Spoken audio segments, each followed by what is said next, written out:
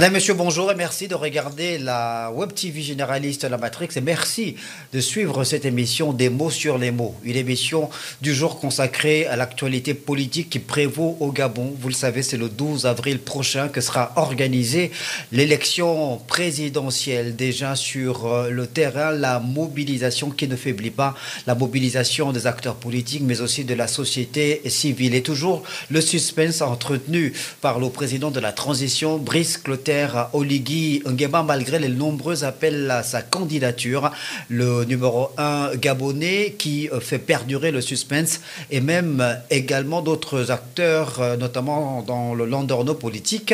Quid de la position officielle d'Alain-Claude Billy-Binze, le président de la plateforme Ensemble pour le Gabon, mais également de Pierre Claver Monganga Moussavou et d'autres ténors de la scène politique, notamment du camp de l'opposition, même si de façon officielle cette opposition n'existe plus, ni de majorité depuis le coup de libération du 30 août 2023. Mais la passe d'armes sur le terrain, elle est bien visible, notamment à travers les médias, les réseaux sociaux, la gouvernance du comité pour la transition et la restauration des institutions qui est donc passée au peigne fin par les adversaires de Brice Clotaire Oligui Nguema qui mettent le marqueur sur ce qu'ils considèrent comme étant des limites de cette gouvernance du comité pour la transition et la restauration des institutions. Et pour aborder justement cette forte actualité en rapport avec cette élection présidentielle du 12 avril 2025, mais surtout pour mettre le marqueur sur cette gouvernance décriée par certains adversaires de Brice Clotaire Oligui Nguema, j'ai le plaisir de recevoir dans cette émission deux invités, pas de moindre, puisque je reçois Gaston Minongani en sa qualité de président directeur général de GAMI Service Opérateur Économique.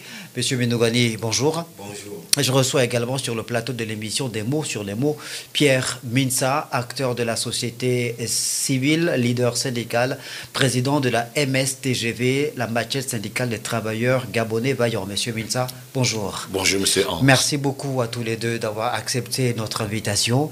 Plaisir partagé. C'est toujours un plaisir pour nous de vous recevoir sur le plateau de l'émission des mots sur des mots, mais surtout sur la Web TV généraliste La Matrix, pour que nous décryptions l'actualité qui prévaut dans notre pays. Alors, vous êtes sur le terrain, au même titre que plusieurs acteurs de la société civile déjà mobilisés, déjà sur le pont, en ce qui concerne l'élection présidentielle du 12 avril prochain. Vous faites partie de ceux qui soutiennent, depuis les premières heures du coup de libération, qui soutiennent donc le CTRI et Brice Clotaire Oligui Nguema, et vous faites donc partie de façon naturelle, j'ai envie de dire, puisque c'est le choix que vous faites depuis plus d'un an maintenant. Vous faites partie de ceux qui défendent bec et ongle la gouvernance de Brice Clotaire Oligui Nguema. Ces dernières semaines, cette gouvernance est fortement décriée par certains acteurs, notamment dans la sphère politique.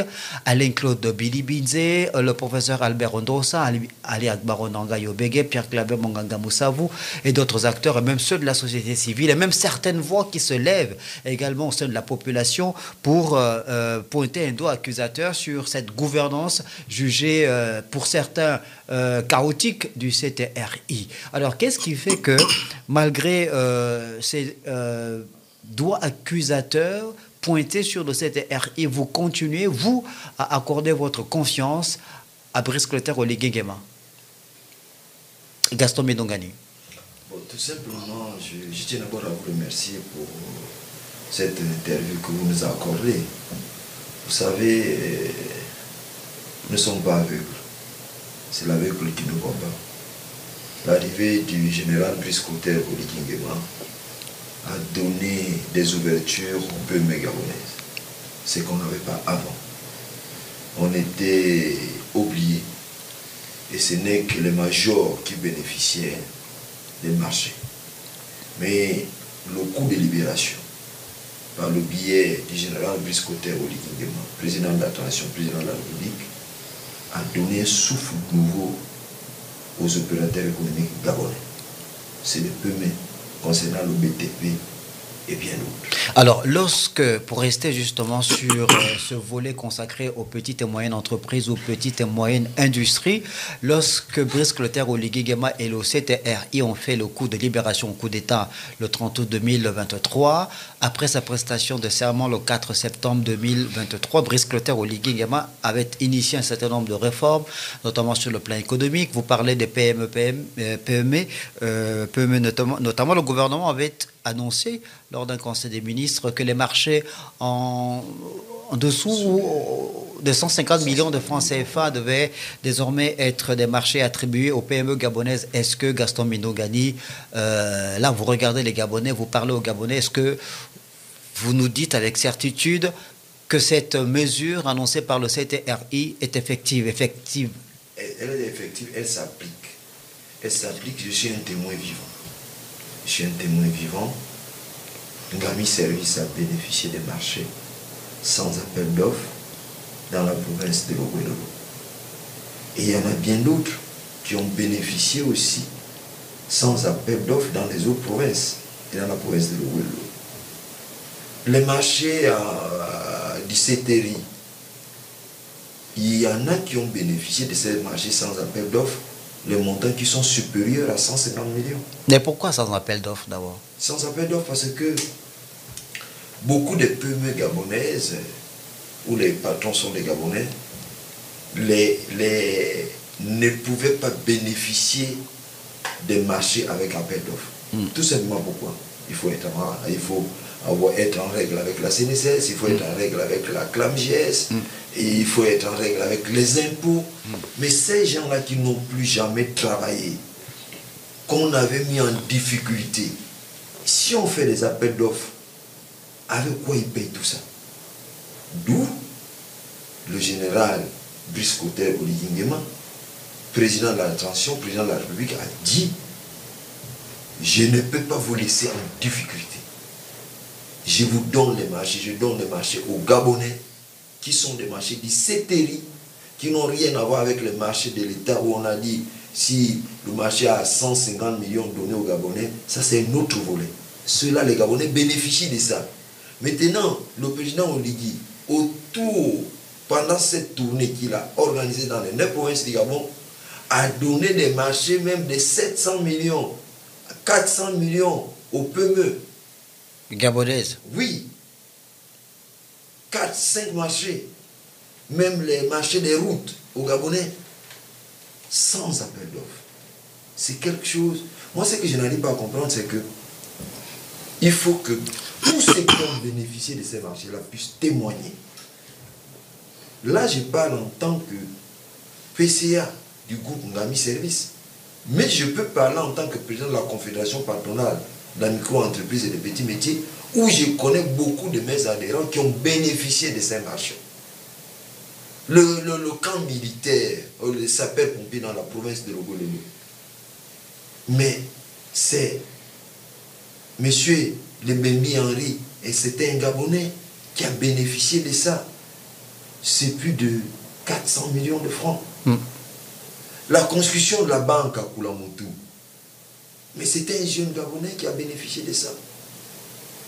C'est plus de 400 millions de francs. La construction de l'université, le rajout des travaux de l'université à Koulamoutou pour Kouya, mais c'est un Gabonais qui a bénéficié de ça. Le lycée scientifique à Koulamoutou, mais c'était un jeune Gabonais autochtone. Tous ceux-là que j'ai dit là, ce sont les autochtones de la province de l'Ouélolo qui ont bénéficié de ça. Il y en a qui ont bénéficié des marchés de 1,6 milliard. C'est des Gabonais. Ça, avant, ça n'allait pas se faire. Parce qu'on ne donnait les marchés que à nos frères expatriés. On ne donnait les marchés que à ceux qui ramassaient les pièces. Si tu ne ramassais pas les pièces, si tu n'essuyais pas les chaussures des gens, tu ne peux pas bénéficier des marchés. Donc c'est pour dire qu'en réalité, il faut être aveugle ou malhonnête pour ne pas reconnaître que ce soit à Port-Gentil, que ce soit à Oyem, que ce soit à Mouila, que ce soit à Chibanga. 4 99% de ceux qui ont bénéficié des marchés, c'est les Gabonais. Pierre Mensah, alors c'était une volonté de Brice Clotaire Oligui Nguema lors de sa prise de pouvoir, celle de nationaliser, on va dire, certains secteurs d'activité au Gabon, l'emploi. L'octroi des marchés aux PME gabonaises répond à plusieurs besoins, celui de lutter contre le chômage aussi. Vous défendez les causes des travailleurs depuis plusieurs décennies maintenant dans notre pays.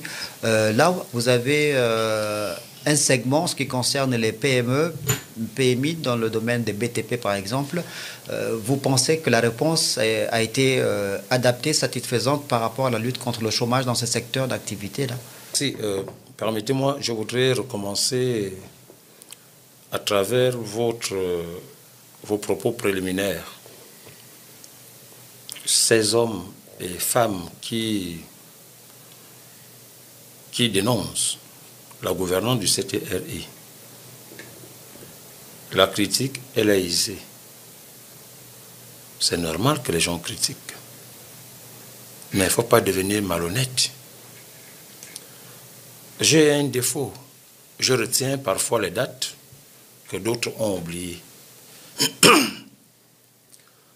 Avec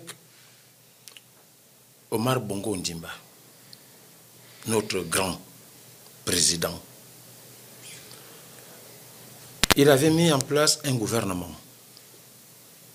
Je crois qu'un d'eux était Premier ministre. Et à cette époque, la toute première personne qui avait bénéficié d'un triple département ministériel, c'était M. Ondosa Albert, notre grand économiste. Il avait donc à sa charge le ministère de l'Éducation nationale, le ministère de l'Enseignement supérieur et la recherche scientifique. À la fin de la première année, on a retiré l'Éducation nationale. À la fin de la deuxième année, on a retiré l'enseignement supérieur. Et à la troisième année, il est sorti du gouvernement. Je ne sais pas si ça veut dire qu'il a bien travaillé là-bas. Les Gabonais n'ont pas les mémoires courtes. Mais je me rappelle que quand il était ministre de l'Éducation nationale, ministre de l'Enseignement supérieur et recherche scientifique, il avait posé une action contre le leader syndical Emmanuel Mvemba. Laquelle? Il avait suspendu le salaire d'Emmanuel Mvemba. Je ne me souviens pas qu'une autre action a été posée. Maintenant, les Gabonais peuvent juger. Est-ce que suspendre le salaire d'un leader syndical parce qu'il défend les intérêts des travailleurs, est-ce que c'est une action positive? Je me souviens aussi que quand il était ministre de l'Éducation nationale, enseignement supérieur et recherche scientifique, il avait dit aux syndicalistes qui revendiquaient qu'ils ne discutent pas avec les hors-la-loi. Mais parce que la grève est encadrée en République gabonaise. Vous comprenez bien que les enseignants ne peuvent pas engager une grève si la procédure n'est pas respectée. Et malgré que la procédure a été respectée, Prudhomme est encore vivant, Alain Mogodi est encore vivant, Blaise Nkormoy est vivant, Gilles Biban vivant, ils sont encore tous vivants. Il avait dit, je ne discute pas avec les hors-la-loi. Pour une grève légitime, légale. Mais est-ce que c'est parce que le professeur Albert Ondosa, ces années-là, en tant que ministre de la République, avait pris ses responsabilités pour mettre les syndicalistes devant le fait accompli par rapport... Vous appelez quoi fait accompli? Mais le fait accompli par rapport à la perturbation dont ils étaient les responsables du secteur éducation, que vous estimez qu'aujourd'hui, ils n'ont pas le droit de pouvoir émettre des critiques à l'endroit de la gouvernance du CTRI? Permettez. Moi, je parle de ce que j'ai vécu. Oui, mais voilà le rapport avec ce qui se fait aujourd'hui. Permettez, c'est pour montrer le comportement des uns et des autres. Comprenez bien que pour une grève légitime, légale, si un haut responsable arrive à dire qu'il ne discute pas avec les hors-la-loi, dans un secteur clé, comme éducation nationale, enseignement supérieur, recherche scientifique, si jamais il est président, ça veut dire que ce serait la dictature pure et simple. Je vous le dis. Alors, en 2009, le taux d'endettement au Gabon était à l'ordre de 18%. Et Yéroundon, Premier ministre, est encore vivant. Quand Yéroundon part de la primature, il laisse le taux d'endettement au Gabon à l'ordre de 18%. 2009, 29 août 2023, le taux d'endettement au Gabon est passé à 60%. 60%. 2009, 2023, oui, mon aîné Billy va me dire qu'il n'était pas Premier ministre, il n'était pas président, mais il était à la présidence. Conseiller spécial, porte-parole du président de la République. Et en 2009, il y avait ce qu'on a appelé le plan stratégique Gabon émergent. Et ce plan stratégique stipulait à la fin que l'émergence du Gabon à l'horizon 2025. 5000 logements par an, pendant qu'il était conseiller spécial, chef de département, porte-parole du président de la République. Ni président, ni premier ministre, chef de gouvernement. Je continue. Et les 5000 logements ont-ils été réellement construits au Gabon? Est-ce que c'était de sa responsabilité, monsieur Puisqu'il était... Non, ne faites pas dans le populisme. Non, ce n'est pas le populisme. Mais il y a eu un président de la République, il y a eu plusieurs premiers ministres. Oui. C'est la responsabilité d'un gouvernement, pas d'un individu futile, conseiller du président de la République. Monsieur Ange, vous savez, quand vous êtes conseiller, ça veut dire que vous devez prodiguer des conseils à votre patron. Mais il était conseiller du président de la République, chef de chargé de la communication, s'il vous plaît. L'homme le plus écouté. Permettez. L'homme le plus écouté. Écoutez, je continue. Comment ça, l'homme le plus écouté? L'homme le plus écouté. Je parle en connaissance de cause. Et ces 5000 logements ont été plutôt construits au Rwanda, détournés par un chef de cabinet. Mais qui n'était pas Bilibinzé? Permettez-moi. Mais le chef de cabinet s'appelait Liban Souleymane, vous n'avez pas oublié son nom. Monsieur Ange, si je suis votre conseiller, je ne laisserai jamais monsieur Mndungani vous tromper. Parce que je vais donner mon avis. Mais est-ce que Alain Claude Bilibinzé était le conseiller le plus écouté d'Ali Bongo? Ah oui, il était le plus écouté. Le président de la République est entouré de plusieurs conseillers. Le plus écouté. Le plus écouté. Il était le plus écouté. En 2016, quand on va aux élections, 2016, vous avez vu quelle autre personnalité politique pour dire que Pi n'a pas gagné? C'est Ali qui a gagné. Quel autre homme politique vous avez vu avec tout l'argumentaire au monde? Vous avez vu qui? Dites-moi un peu. C'est mon aîné Bilibinzé. Il est très courageux. Il doit se reconnaître. Il ne peut pas défendre un tel projet s'il ne sait pas là où il va. Mais tout le monde savait que c'est Ping qui avait gagné en 2016. Ping a-t-il été assis au trône? Non. Pourquoi? Parce que la communication de Bilibinzé a fait en sorte que les actions de Ping soient noyées. Il faut le dire ainsi. Et souvenez-vous aussi qu'à l'époque, il avait dit publiquement que Ping sait jusqu'où il peut aller. Il y a une ligne rouge qu'il ne peut pas franchir. Ce sont les mots qui sortent de mon aîné Bilibinzé. Alors, s'il n'était pas responsable, je crois que ces paroles, même si on va nous dire qu'il était porte-parole, mais ce qui est sûr, c'est que même Ali ne pouvait pas prononcer de telles paroles. Bon, là, vous rappelez la responsabilité.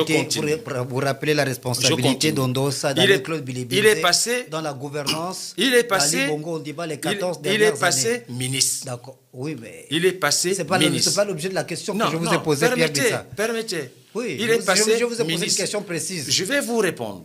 Il est passé ministre. Ministre de la Communication. Je crois que Télé Africa, vous avez eu les bénéfices de sa gouvernance au ministère de la Communication. Je ne voudrais pas parler des autres ministères qu'il a occupés. Je voudrais simplement revenir au ministère de l'Énergie. Au ministère de l'Énergie, les problèmes que nous avons avec la SSG aujourd'hui ne relèvent pas de la gouvernance du CTRI, 3 ans au ministère de l'Énergie, qu'est-ce que nous avons vu? Allez-y en route chez vous, là, devant votre studio. Vous allez trouver que les routes ont été creusées. Les routes ont été creusées sous son instruction. Sur son instruction. Parce qu'il avait pour objectif de faire parvenir l'eau dans tous les domiciles. Est-ce que l'eau arrive chez vous, monsieur Ange? Bien sûr. Ah, ça n'arrive pas chez moi. C'est la chance que vous avez, peut-être qu'il était votre ami. Non.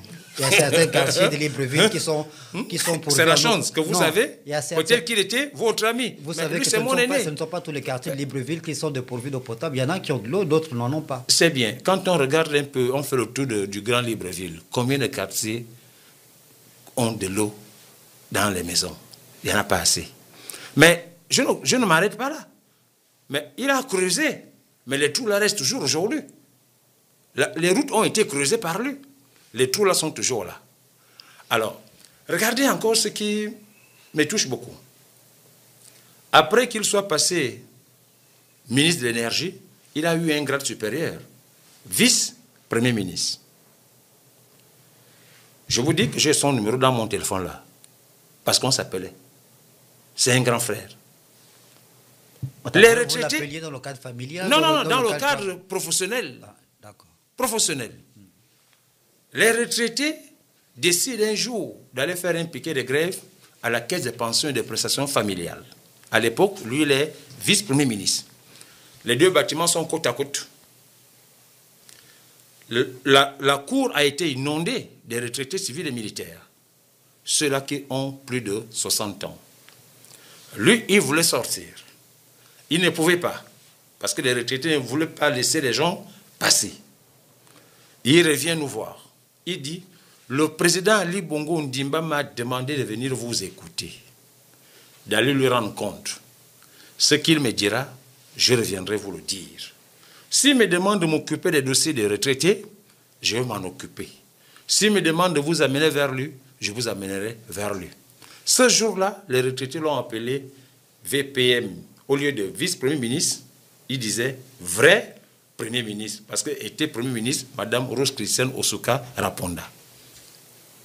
C'est bon, libérez la route.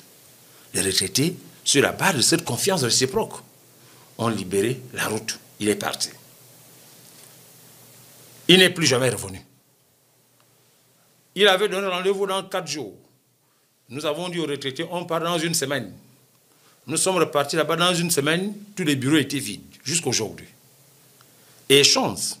Et après cet acte, il est passé Premier ministre. Les retraités ont dit, Dieu merci. Alain-Claude Biléminze qui était hier VPM, Dieu a entendu nos prières. Il est devenu Premier ministre. Notre première rencontre à la primature, sur sa demande, il appelle Fridolin Vemessa. Il appelle Joël Ondoella. Il appelle Pierre Minsa que je suis. Il dit, venez me trouver au bureau, on va régler le problème des retraités. Il dit, venez à 7h30. Nous sommes arrivés là-bas à 7h30. Nous avons vu qui arrivait. Madame le ministre, Denise Makamena. Le ministre de l'Intérieur, Noël Mata. Le ministre de l'Économie était arrivé, le ministre du Budget était arrivé. On s'est dit, ah Dieu merci, aujourd'hui, le Premier ministre va vraiment régler le problème des retraités. Ils sont repartis devant nous à 14h. On était toujours en salle d'attente. Fridolin étant une personne du 3e âge, il fallait qu'on aille boire de l'eau quelque part. Quand on revient à 16h30, on lance un message. Il dit, il ne peut plus nous recevoir aujourd'hui, après toute une journée. Revenez demain. Et demain, c'était la fête des moutons. On dit à son aide quand? Il nous demande de venir demain. Mais demain, c'est la fête des moutons. D'accord. Pierre, non, permettez. Permettez. On n'a pas toute la journée. Non, on aura toute la journée. Non, on ne peut pas avoir toute la journée. Okay. L'émission durée. Ok, je voudrais vous dire. Soyez bref. Je voudrais vous dire. Donc, 2 jours de suite, sur son appel, il ne nous a pas reçus pour contrer des problèmes des retraités. Et 3 jours plus tard, les retraités ont décidé d'aller faire une grève à la primature. Je m'en vais vous donner la réponse qui avait été donnée aux retraités ce jour-là. C'était les bombes lacrymogènes. Vous avez fait la couverture de cet événement-là. Quand il a envoyé les policiers et les gendarmes balancer les bombes lacrymogènes aux retraités. Bon. les problèmes que nous avons là, le taux d'endettement qui est passé à 60% jusqu'au 29 août 2023, les problèmes de retraités, la suppression arbitraire de la bourse des enfants, des élèves, la confiscation des rappels soldes des enseignants. Quand on est Premier ministre, on est chef du gouvernement, donc on est premier patron de l'administration. Au 29 août 2023, on était confronté à tous ces problèmes. Les militaires arrivent au 30 août 2023. Ils commencent par ramener la bourse au secondaire. Est-ce que c'est une mauvaise chose? La bourse qu'eux, ils ont supprimée arbitrairement. Ils décident de payer les rappels des pensions arrimées et revalorisées le 24 février 2024 aux retraités. Et ils sont en train de dire que le président Oligui a mal fait de payer les rappels des pensions des retraités. Mais vous, pendant que vous avez été là, vous n'avez pas pensé à payer. La réponse que vous avez donnée à cette question, c'était les bombes lacrymogènes. Mais quelqu'un dit, j'ai trouvé ce problème, je vais commencer à régler. Il a dégagé 28 milliards de francs CFA pour payer les rappels des pensions arrimées et revaloriser le 24 février 2024. Un processus continue. Et au 29 février 2024, toutes les pensions ont été arrimées. Toutes les pensions ont été revalorisées. Même si ce n'est pas ce que les retraités attendaient. Mais entre celui qui vous dit, je ne vous donne rien, et celui qui vous dit, je n'ai pas assez, voilà ce que je vous donne. Les retraités doivent faire confiance à qui? Au moment où nous parlons. Et après, la bourse est revenue au secondaire, n'est-ce pas? Et le 12 novembre 2024, le président Oligui a trouvé une dette relative au rappel impayé de 106 milliards calculés. 106 milliards. Est-ce que cette dette a été contractée? Est-ce que le non-paiement des rappels, c'était sous la gouvernance du CTRI? Non. Et il dit, ça me fait mal de payer seulement, de rembourser seulement la dette, parce que le taux d'endettement qui part de 18% à 60% entre 2009 et le 29 août 2023, ce taux d'endettement du 30 août à nos jours est ramené à 54%. Vous voyez? Ça veut dire que le président Oligui a continué à rembourser la dette que lui n'a pas contractée. Et pendant ce temps, il paye 35 milliards, il dit, sur les 106 milliards de rappels soldes que l'État doit aux fonctionnaires gabonais, je paye d'abord un tiers, 35 milliards. Le 12 novembre 2024, chacun a eu quelque chose dans son compte. Ce n'était pas beaucoup, mais entre 1 et ne rien avoir, je suis avec la personne qui dit, je te donne d'abord 1, je vais continuer à solder la dette. Comme le dit l'adage, un tien vaut mieux que 2 tu auras. Vous voyez? Alors, voilà donc les actions. Dans le même ordre d'idée, la première fois, à l'époque de Bongo Père, le budget d'investissement, je parle devant un ancien député, le budget d'investissement national au Gabon tournait alors de 200 milliards. De 2009 à 2023, ce budget était à plus de 1000 milliards. Budget d'investissement. L'administration gabonaise est locataire. Mais avec Oligui, regardez, allez-y voir comment la cité émeraude administrative sort de terre. Dans bientôt, j'aurai un bureau là-bas. Les chantiers sont à l'arrêt. Non. Hier, il a reçu les entreprises. Ils ont versé beaucoup d'argent. Vous voyez? Hier, le docteur Akouré Davin avait dit à l'Assemblée, PK5, PK12, 7 km, 1 km de route bitumée en un an. N'est-ce pas? Mais allez-y faire le tour entre Ovon et Makoko. Vous allez trouver qu'il y a des grands travaux. Mais le Gabon est en chantier. Nous tous, nous le savons. Nous le savons tous.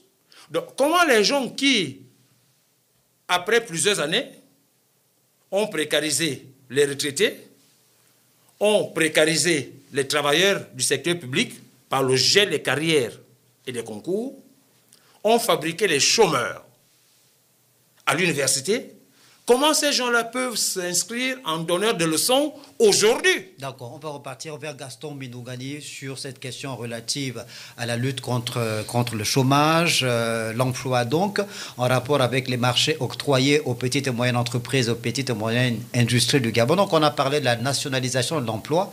Vous dites que c'est effectif depuis l'arrivée du CTRI à la tête du Gabon. Vous confirmez qu'en matière de chômage, il y a un début de solution où la solution a déjà été activée aujourd'hui dans le secteur BTP? Oui, et vraiment, je pense que le président, le général Brice Cotero Nguema, président de la transition, président de la République, a trouvé la solution. Je vous demanderai même lundi, ou même aujourd'hui, vers les 17h, de vous mettre devant l'entrée de la Cité de la démocratie, qui a été cassée. Vous allez voir que vers 17h, si vous passez lundi, passez là avec vos caméras, vous allez voir comment de nombreux Gabonais sortent de là-bas. Ceux qui n'avaient pas d'emploi. Les maçons, les menuisiers, les aides, ils sortent là-bas, ils sont pleins. Si vous arrivez là, à côté là, au boulevard, là où il y a Saint-Gel, vous allez voir combien de Gabonais travaillent là. Vraiment, c'est une réalité. C'est une réalité. Ça bouge de partout. Le Gabon en chantier, beaucoup de Gabonais ont retrouvé la dignité. Mais la dignité, d'abord, c'est l'ordre. Si tu n'as pas de quoi à manger à la maison, mais tu es non malade, même si tu tombes malade, tu payes le médicament avec quoi? Et je pense que le président Oligui sait qu'il a fait là. Que Dieu puisse le lancer au centre. C'est que, je vais prendre un exemple, Ange. Les vendredis, pour trouver du pain, c'est compliqué. Pourquoi je demanderai au président de regarder aussi de ses côtés. Le vendredi, dès qu'il est 11h midi, tout est fermé. Les épiceries sont dans les mains de mes frères de l'Afrique de l'Ouest, des Africains, supérettes et épiceries. Et je crois que là aussi, il va s'attaquer à ça pour faire en sorte que beaucoup de Gabonais puissent bénéficier de ça. Puisque dans le transport, il en a fait. C'est trouver de l'emploi à ces Gabonais-là. Ils sont nombreux qui ont bénéficié des taxis. Et ils remboursent. Ils nourrissent combien de familles avec ça? Donc c'est pour dire que c'est une réalité. Et je pense que, sauf si les gens sont de mauvaise foi. Quand les gens sont de mauvaise foi, je l'ai dit l'autre jour sur le plateau d'une chaîne de télévision, que c'est là où Dieu souvent frappe. D'autres ont souvent des difficultés, soit ils font des accidents de zone, soit par exemple les enfants ont des problèmes et tout ça. C'est parce que quand on a une mauvaise foi. J'ai dit que le président Oligui, ce qu'il a fait, ce qu'il continue à faire en ce moment, nous n'avons jamais vu ça. Nous n'avons jamais vu ça et c'est important de l'encourager dans ce qu'il fait et que c'est important que les Gabonais puissent reconnaître ça. Bon, maintenant nous sommes libres, mais quand on est libre en démocratie, il faut reconnaître quand même les bienfaits de l'autre. Il faut quand même reconnaître que là, telle personne a fait quelque chose d'important. Et pour vous, la presse, j'ai vu qu'on a augmenté, puis s'il y a la presse aussi, c'est aussi dans le PME. Ceux qui ont des organes de presse privés, ceux qui ont des journaux en ligne et tout ça, c'est là, c'est les sociétés. Vous parlez de la subvention qui est passée des 100 et quelques millions à 500 millions de francs CFA. Comment on peut dire par là que je connais des gens qui vivent de leurs organes de presse. C'est ouf le soulagement. Pendant cette période-là, les journaux vont sortir, ils vont vendre, et tout, puis c'est des recettes. Et là, je suis aussi opérateur économique là-bas. On se retrouve. Tchaïko de Missimba, c'est un journal qui travaille. Donc moi, je suis seul qui pense qu'il faut reconnaître les bienfaits du général Brice Cotero Nguema, président de la transition, président de la République, sur les réalisations. Parce que l'autre, c'est mon beau-frère. C'est mon beau-frère. Mon beau-frère. Il avait dit à son beau-frère, Blaise Wembe, à l'époque ministre, que les fonctionnaires n'allaient pas être payés. C'est possible pour rappeler ça. Je pense que le candidat c'était Omar Bongo. Oui, le candidat c'était Omar Bongo. Et le fonctionnaire n'allait jamais être payé. Mais le Blaise Mbete, ministre de l'économie, ministre des Finances, budget et fonction publique. Oui. Les fonctionnaires étaient payés. Donc, quand mon beau-frère dit que les PME n'ont pas bénéficié des financements, c'est pas possible. Je suis son beau-frère, je suis là, j'en ai bénéficié. Pas Midungani en tant que Midungani, mais Midungani mais en tant que par PCA d'une PME, du groupe Ngami Service. Donc, quelquefois, il y a des choses souvent qu'il faut dire, il faut d'abord vérifier. Quand on n'a pas vérifié, on ne peut pas se permettre de dire ce genre de choses. Parce que il y a la menuiserie qu'on appelle menuiserie LBTP. Le seul Gabonais qui a encore ne bénéficiait pas du marché des tables bancs. Ce sont nos frères expatriés qui venaient sous-traiter avec nous. Même les Chinois et tout ça. Ils viennent prendre les tables bancs fabriquées par nous. Ce sont eux qui nous payent, mais l'État les paye. Ce n'est plus le cas aujourd'hui. Je vais vous dire qu'il y a un Gabonais, un grand, que je ne peux pas citer le nom, qui a demandé les portes de sa maison. Et puis bon, il voit M. le Bembi Henri qui vient faire les portes. Il dit, qu'est-ce que tu viens faire chez moi? Il dit, mais c'est moi qui fais ça. Il dit, c'est pas possible, c'est les Italiens qui le font. Il dit, mais les Italiens commandent avec moi. Aujourd'hui, avec le président Oligui, les Italiens ne passent plus. C'est directement, on s'adresse à toi, et puis vous fabriquez le pot. La seule menuisier d'un Gabonais, à cette période, on ne gagnait pas le marché. Il avait des marchés sous couvert. Aujourd'hui, il n'a plus de marché sous couvert. Quand vous avez le temps, allez-y, en coque. C'est la seule menuiserie d'un Gabonais. Alors Gaston Mindougadi, je reste avec vous puisque vous êtes dans votre secteur, celui des petites et moyennes entreprises en tant que PCA de Ngami Service. Brice Clotaire Oligui Nguema a reçu cette semaine des responsables d'entreprises et ceux de la Fédération des entreprises du Gabon pour évoquer la question du paiement de la dette intérieure, la dette due aux entreprises, notamment les entreprises locales, parmi lesquelles il y a plusieurs entreprises gabonaises. Est-ce que cette question-là, celle du paiement de la dette de l'État due aux entreprises, est une véritable bouffée d'oxygène pour vous en tant qu'entrepreneur lorsque l'État s'engage à payer sa dette? Non, mais c'est une bouffée d'oxygène parce que vous avez vu, je parlais des PME. Hier, on ne parlait que des grandes structures. Je prends l'exemple de Mika Service. Vous voyez les changements que Mika Service est en train de réaliser au charbonnage. Enfin, au Camp de Gaulle, au carrefour du Camp de Gaulle, oui. Ça va atteindre, à peu près, ça va atteindre vers le charbonnage là-bas. Quand on sort de là pour aller vers Chambrier, la clinique, je m'excuse, je ne fais pas sa publicité, mais la route qui sort vers le camp de police, vous avez ça qui a réalisé ça? C'est Mika Service, PME gabonaise. Quand vous partez du 5e arrondissement pour aller à Ouvendo, avant, aux Akaï, qui a réalisé? C'est Mika Service. Avant, Mika ne pouvait pas avoir des grands marchés comme ça. Et qui a intervenu à la présidence pour le compte des PME?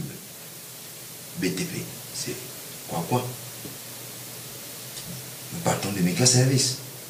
Si vous arrivez à Mika Service là-bas, les ingénieurs, c'est des Gabonais. Gabonais, effectivement.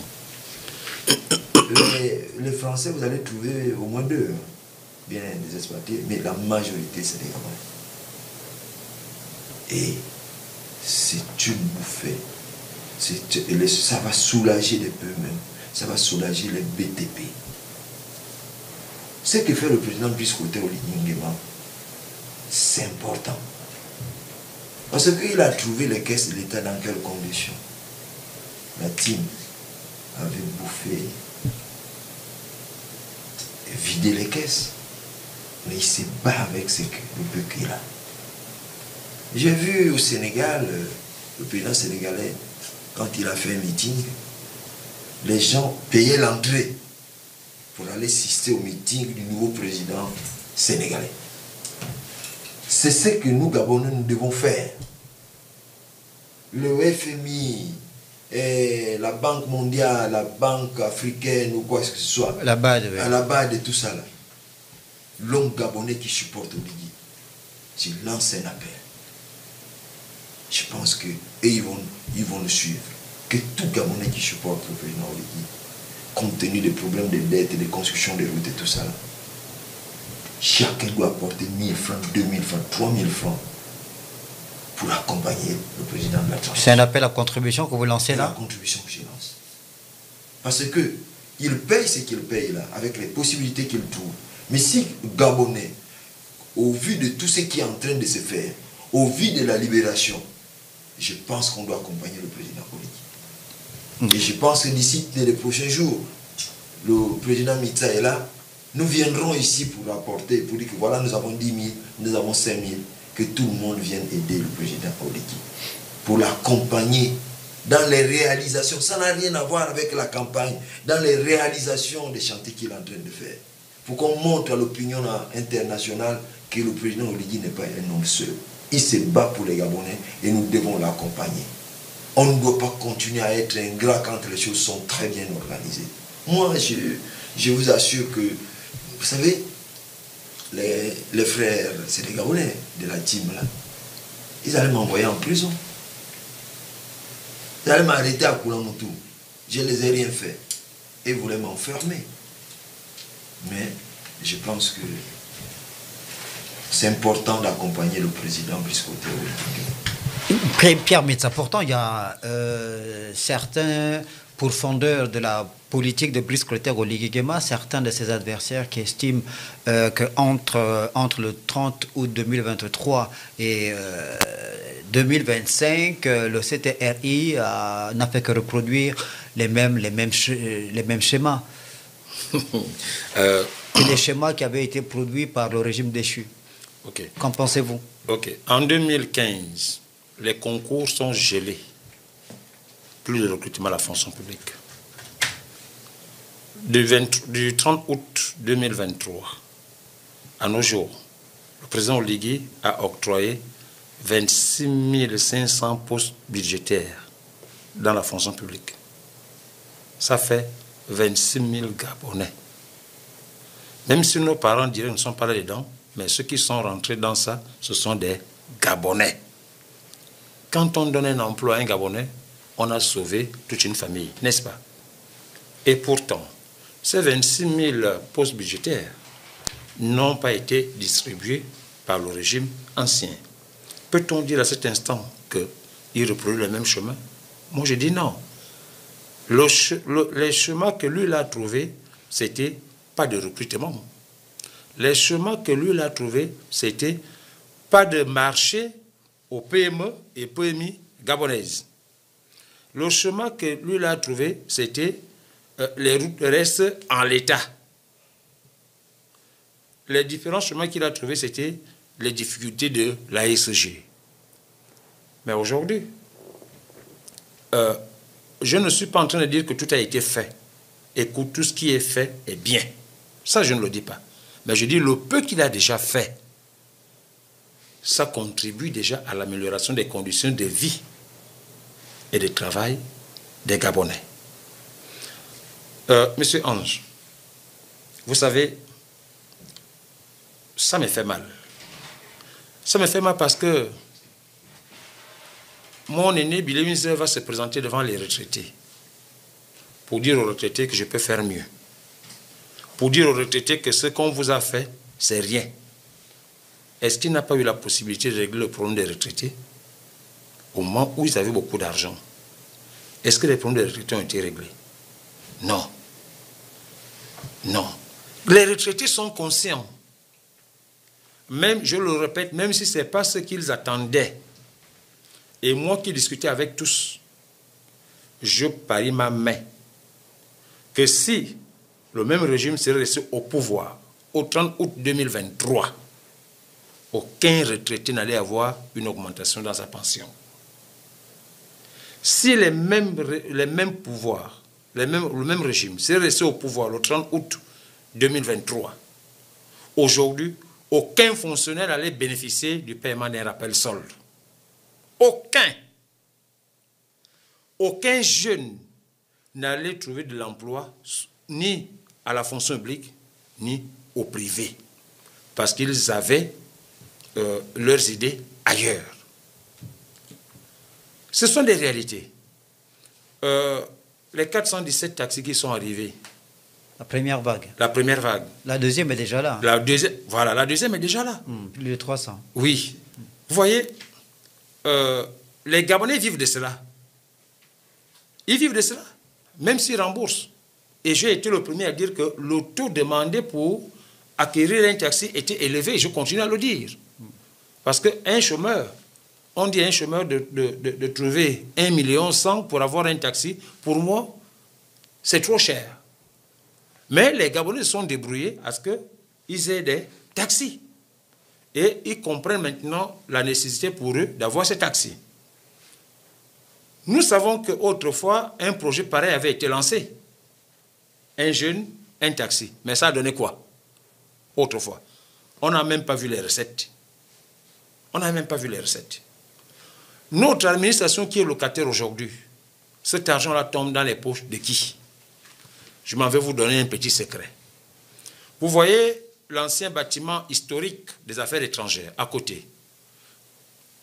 Ils sont en train de construire la cité des affaires étrangères. Oui. Ce bâtiment n'appartenait presque plus à l'État gabonais. Tout comme le bâtiment de la nouvelle société qu'on vient de récupérer là, du bois là, la SNBG. SNBG, oui. Le bâtiment avait été vendu à un franc symbolique. Mais le bâtiment de la Cité des Affaires étrangères ici n'appartenait presque plus au Gabon. Il a fallu, il a fallu que le ministre des Affaires étrangères fouille. Mais ce bâtiment appartient réellement à qui? C'est comme ça que ce bâtiment revient maintenant à l'État gabonais. Comprenez qu'on a fait de l'administration gabonaise locataire dans son pays parce qu'il fallait obligatoirement que l'administration gabonaise aille louer leur maison. L'argent là allait dans les poches de qui? En tout cas pas dans les caisses de l'État. Donc, quand on a les avancées pareilles, je ne dis pas que tout est bien, mais le peu qui est déjà là, c'est déjà quelque chose de bien. Alors, il nous reste moins de 5 minutes avant de mettre un terme à l'émission, donc on va faire un dernier tour de table. La date d'ouverture du dépôt de candidature pour l'élection présidentielle du 12 avril prochain, je crois que c'est le 27 février, je pense. 27 février, je pense. C'est ça, non? C'est du 27 au 8 mars, le dépôt des candidatures. En tant qu'acteur de la société civile, opérateur économique, cette élection présidentielle est une élection capitale. Évidemment, on le sait, puisque c'est une élection qui intervient après le coup de libération mené le 30 août 2023, qui va donc, en principe, parachever cette période d'exception, de transition, qui devrait aussi remettre véritablement le Gabon en ordre de marche. Donc c'est une élection cruciale. Comment vous la voyez? Vers qui vers qui iront vos suffrages? Non, mais je pense que c'est très simple. La première chose qu'il faut dire d'abord, c'est que le référendum que nous avons eu a été très bien organisé par le ministère de l'Intérieur. Et on était passé sur le plateau ici là pour parler qu'il fallait qu'on donne la possibilité aux techniciens du ministère de l'Intérieur de prendre part à la mise en place des textes qui allaient organiser les élections au niveau du Gabon. Et ça a été fait. Et ça a été fait. Grâce à vous. Grâce à vous, voilà. Maintenant, ce que je veux vous dire ici, c'est que le ministère de l'Intérieur, je les félicite, parce qu'ils sont en train de bien s'organiser. Je suis un opérateur économique, oui, mais en ce moment, la personne qui nous a fait vivre tous ces derniers temps, c'est le général Brice Colter Oligingeno, président de la transition, président de la République. Notre souhait aujourd'hui, c'est de le voir candidat. Et comme je suis convaincu qu'il n'y a pas de raison qu'il ne puisse pas accepter notre demande, parce que nous avons tout fait pour lui faire la pression pour qu'il puisse accepter, même s'il est libre de ses décisions. Mais il a donné espoir à beaucoup de Gabonais qu'avec lui on peut faire beaucoup de choses. Donc nos voix ne pourront partir que vers la personne de M. cette fois-ci ne serait plus le général Brice Clotaire Oligui Nguema. Nous serons maintenant face à M. Brice Clotaire Oligui Nguema, candidat de tous les Gabonais. Et nos voix n'iront que vers cette personne-là. Nous demanderons à tous ceux qui ont bénéficié de l'emploi, ils ont nourri leur famille avec l'emploi que le président a trouvé. Ceux qui ont espoir, parce que l'espoir fait vivre, que les opérateurs économiques qui sont membres de notre confédération, que ceux qui travaillent dans nos sociétés puissent accompagner le général, serait maintenant le président, le candidat Brice Clotaire Oligui Nguema. Donc voilà là où vont partir nos voix. Et que les communicateurs qui bénéficient d'une subvention élevée déjà, qui était à 100... Mais on ne fait pas la politique. Oui, mais vous devez nous accompagner parce que nous avons le président Oligui, vous aurez donné 500 millions de francs. Parce que si vous nous accompagnez, je pense que la subvention vous mettra de 500 millions au moins à plus. Nous sommes appelés à faire notre travail de façon impartiale. Vous serez impartial, mais vous allez... Parce que vous êtes au privé, on va vous mettre les moyens pour nous accompagner. Vous n'allez pas accompagner les fauchés. Est-ce que c'est le chantage? Non, ça ne sort pas du chantage parce que on dit qu'un ventre à fumer n'a pas l'oreille. Parce que je pense que dans ces choses-là, c'est celui qui paye mieux qu'on accompagne. Parce que moi, je ne pense pas que les autres auront des possibilités que nous. Même si on dit que tout sera plafonné, maintenant on fait des calculs et tout ça là. Mais je pense que quand on donne à la presse privée ce qu'il faut, vous devez accompagner ceux qui vous respectent. Ceux qui ne respectent pas les communicateurs, vous ne devez pas les accompagner. Donc nous disons que nous sommes ensemble et que individuellement nous viendrons vers vous pour discuter avec vous démocratiquement et parce que nous avons un projet, c'est l'avenir du Gabon, transformer le Gabon et ça se voit maintenant.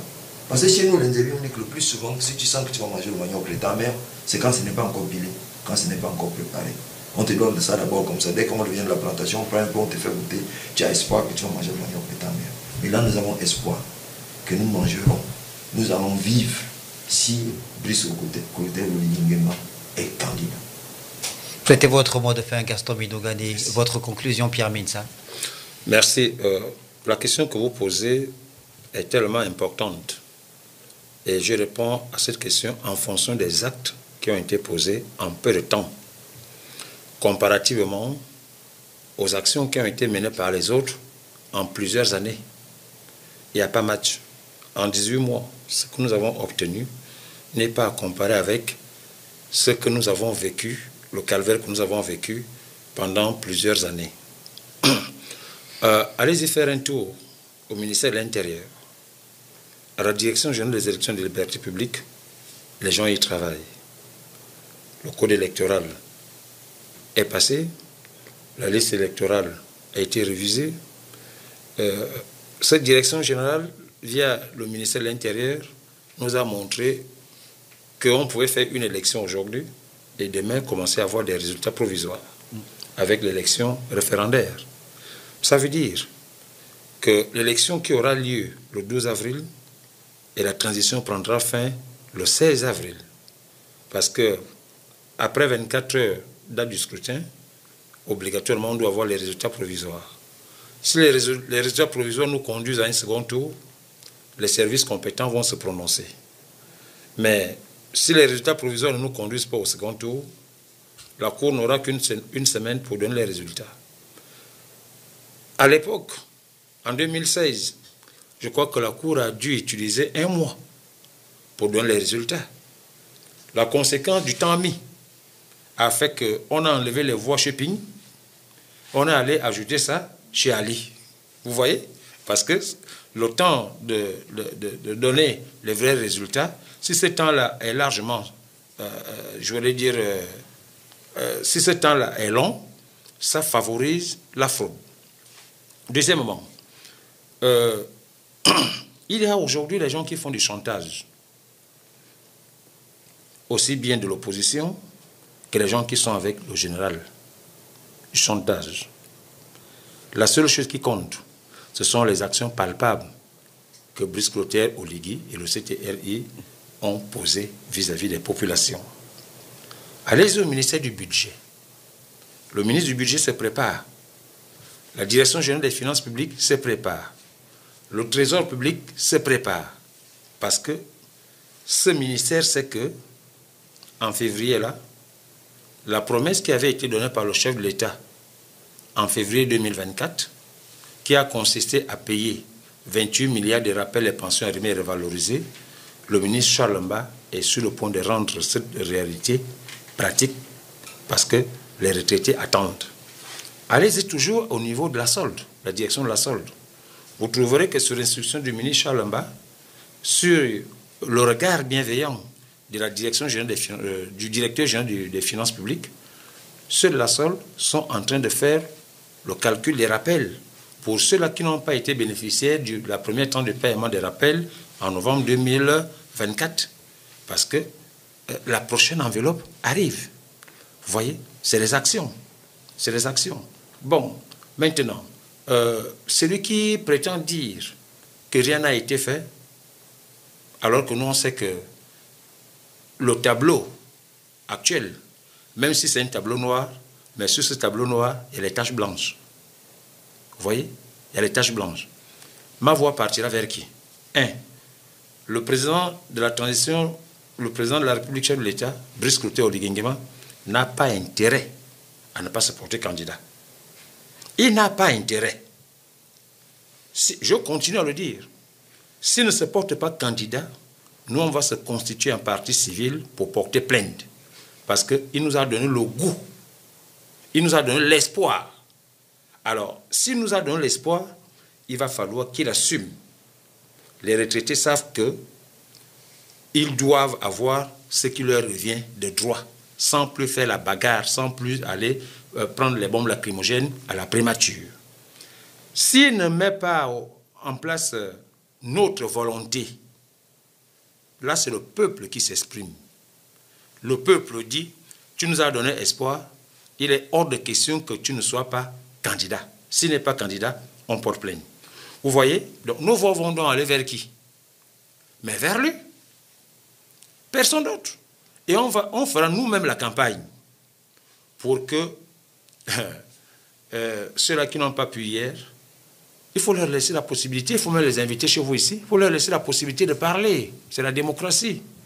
Mais entre celui qui vous a gouverné pendant 56 ans, qui a fait de vous les prisonniers, qui a fait de vous les précarisés, qui a fait de vous les mendiants, qui a fait de vous les chômeurs, qui a fait en sorte que Télé Afrique tombe, parce qu'ils sont tous dans le même régime. Et celui qui dit, j'ai trouvé tous ces problèmes-là, permettez-moi de commencer à les régler petit à petit. Les Gabonais vont choisir qui voter. Mais qui voter, là, n'est même plus à se poser la question. C'est Brice Clotaire Oligui Nguema. Il sera candidat. Pierre Mensah, merci pour cette conclusion. Merci également à vous, Gaston Minogany, d'être passé sur le plateau de l'émission Des mots sur les mots. Merci. On aura le plaisir de vous retrouver dans les prochains jours, puisque cette actualité en rapport avec l'élection présidentielle du 12 avril 2025 est une forte actualité. Elle peut s'accélérer dans les prochaines heures. En tout cas, on aura toujours le plaisir de vous recevoir sur le plateau. Merci. Ainsi se referme cette émission Des mots sur les mots. Merci de l'avoir regardé et merci de nous retrouver prochainement sur votre web TV généraliste, La Matrix.